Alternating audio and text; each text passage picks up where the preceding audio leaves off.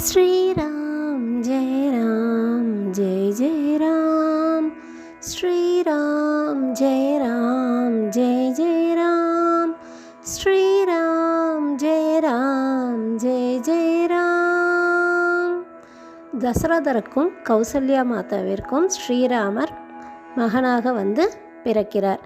ஸ்ரீராமரே தசரதரை தன்னுடைய தந்தையாக தேர்ந்தெடுத்திருக்கிறார். ஆனாலும் தசரதர் தர்மவான், நற்குணங்கள் கொண்டவர், தர்ம நெறியில் இருப்பவர். ஆனால் அவரும் ஒரு சில தவறுகளை செய்து விடுகிறார். தெரியாமல் செய்த தவறுகள் தான். அதாவது ஸ்ராவணகுமார் கதை உங்களுக்கு தெரியும் அல்லவா? இந்த ஸ்ராவணனுக்கு அவர் அம்பெய்தியதால் அவன் உயிர் துறந்தான். அதனால் கண்ணு தெரியாத அவர்களுடைய தாயும் தந்தையும் அந்த நொடி பொழுதே அவர்களும் இறந்து விடுகிறார்கள். இந்த செயலினாலும் அவருக்கு ஸ்ரீராமர் தன்னை பிரிந்து பொழுது அவர் இறக்க வேண்டிய, அதாவது மகன் தன்னுடன் இல்லாமல் இறக்க வேண்டிய நிலை ஏற்படுகிறது. அது மட்டுமல்லாமல் தசரதர் கைகேயை மணந்து கொள்ளும் பொழுது கைகேயின் தந்தையான அஸ்வபதி தசரதரிடம் வாக்கு வாங்குகிறார். கைகேயிக்கு பிறக்கும் குழந்தைக்கே நீங்கள் ராஜ்யத்தை அளிக்க வேண்டும், பட்டாபிஷேகம் செய்து அவரையே அரசராக்க வேண்டும் என்று சொல்கிறார்.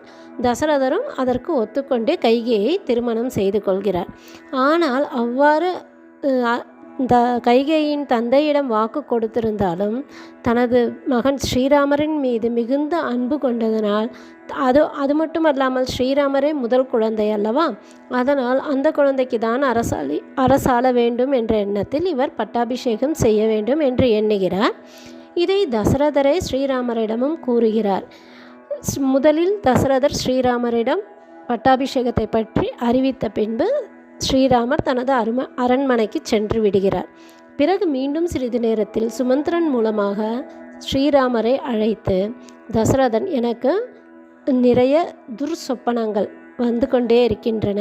அது மட்டுமல்லாமல் பரதன் இங்கு வருவதற்கு முன்பே உனக்கு பட்டாபிஷேகம் செய்ய வேண்டும் என்றும், அப்பொழுதுதான், ஏனென்றால் அவர் வாக்கு கொடுத்தார் அல்லவா, கைகேயின் மகனுக்கு அரசால உரிமை கொடுப்பேன் என்றும் இந்த விஷயங்களை ஸ்ரீராமரிடம் கூறுகிறார். ஸ்ரீராமர் அதற்கும் எந்த பதிலும் சொல்லாமலே சென்று விடுகிறார்.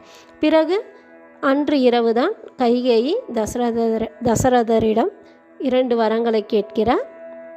அதன்படி பரதன் நாட்டாள வேண்டும், ஸ்ரீராமர் வனத்திற்கு செல்ல வேண்டும் என்று தசரதரும் வாக்கு கொடுத்ததினால் அதை ஒத்துக்கொள்கிறார்.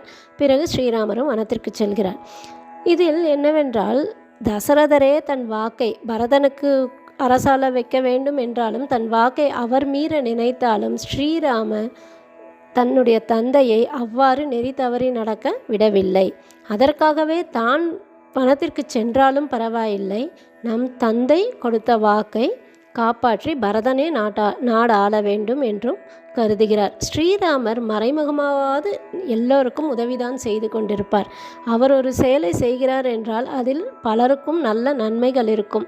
இவ்வாறு இவர் வனத்திற்கு செல்வதால் தசரதரின் 2 வாக்குகள் காப்பாற்றப்படுகின்றன. பரதன் நாடாள வேண்டும் என்பதை அதற்கும் அவர் வாக்கை தவறாமல் செய்வதற்கு ஸ்ரீராமர் உதவியாக இருக்கிறார்.